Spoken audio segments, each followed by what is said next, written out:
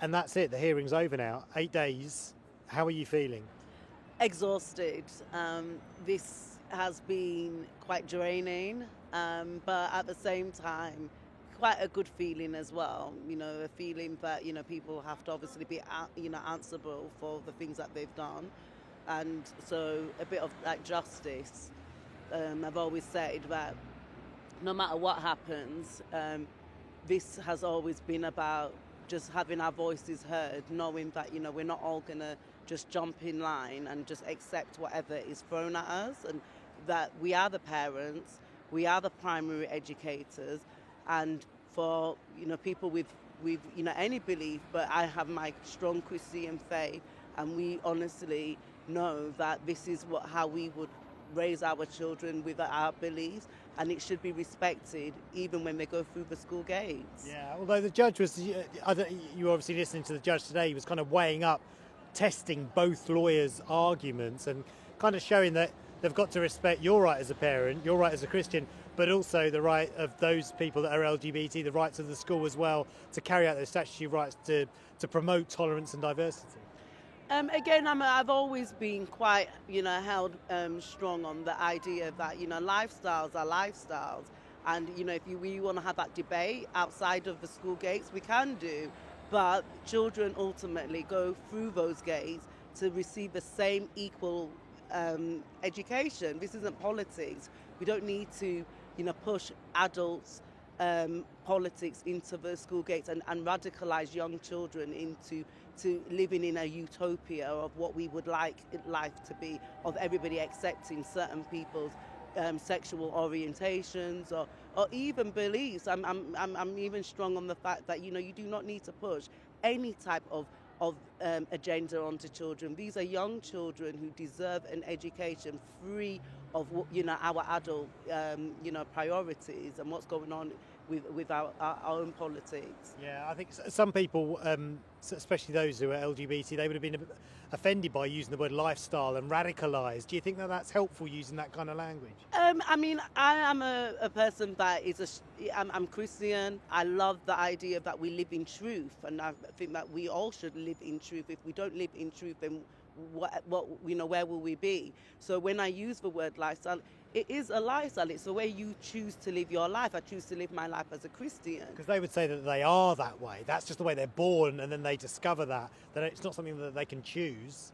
I mean, the way you choose to live your life, how you feel about life is how you feel. And I understand that it's very difficult. It's very difficult to have a strong feeling about something and not be able to live it the way you would like to live it. But we have to remember that when you have a strong feeling about something, you do not have to live it, and you could choose not to. And when you do choose to live a lifestyle of being with a man or being with a woman, that is a choice, and a choice that you stand by, but not everybody has to affirm that lifestyle, and you cannot force people to affirm it and to accept it. You have to understand that I am a supporter of free will, and I'm a supporter that everybody should have the chance to have a choice, but that doesn't mean that everybody has to support it and celebrate it. Yeah, and interestingly today, the judge was also putting to your lawyer the fact that your belief that it is sinful for anyone other than a man and a woman to get married, to have that kind of relationship, that in its way was discriminatory as well. And that what would happen if there were two kids in a playground and one was picking on the other because he felt he was making a judgment on their parents for being from the same gender. Do you understand that, where the judge was going with that? I understand it, but I think, as we have made a case before, that, that could easily be put to somebody making fun of someone's father for having several wives, 100 wives, 50 wives. Yeah, and that would be wrong as well. And that would be wrong. So the point is that we teach all children, people, I would hope, to have respect for one another. From time began, we've lived with people with different beliefs, with different cultures. So can you say someone's habits? Can you say someone's? Are you being respectful about someone's relationship by calling it sinful? Is that? Are you still showing that same level of respect when you classify it as sinful in your judgment? We are all sinners, and there are a lot of things that we do that are sinful. And therefore, just because I understand that you love it, you want to live that lifestyle, that's fine. But it's still sinful for us to participate it, to accept it, because we are held strong in our faith of the life between a man and a woman living together in matrimony, and that causes stability when you're having children. We cannot affirm life outside of that. And what did you have of what the school had to make today? It was talking about the kind of status of the contentious event at the centre of this, saying that, look, it was about pride, having pride in who you are, and that doesn't, for whatever reason, and that this was nothing really to do with LGBT, although it did touch on acknowledging that there are families that can be composed in different ways, and that really that was the only reference that there was to LGBT, and this is more about diversity and celebrating what makes you proud as a child.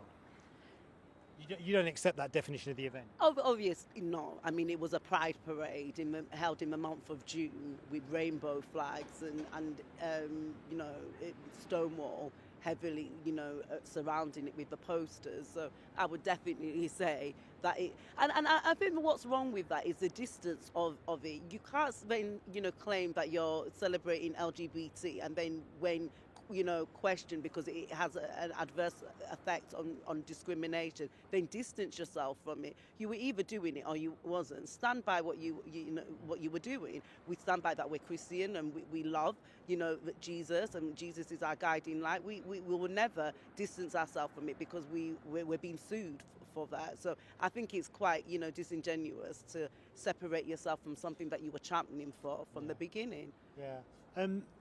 And there's the judge said that there's going to be a decision in sort of 6 weeks' time. If that doesn't go your way, will you appeal it? Will you try and appeal it? How far will you go with this as well? I mean, we'll go as far as we have to go in order for our rights to be free in the name of Jesus.